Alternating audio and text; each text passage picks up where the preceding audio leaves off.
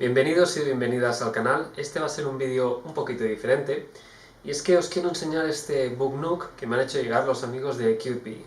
Un Book Nook es un diorama en miniatura que se coloca entre los libros de una estantería, funcionando como un separador de libros decorativo. Están hechos de madera y estos kits también incluyen luces LED. Este set es de la serie City Walk y recrea una casa de té tradicional japonesa.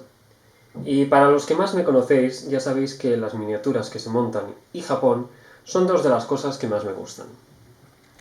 En la descripción del vídeo os dejaré el enlace para que podáis acceder a su web y ver tanto este producto como todos los que nos ofrecen. Así que, vamos a montarlo.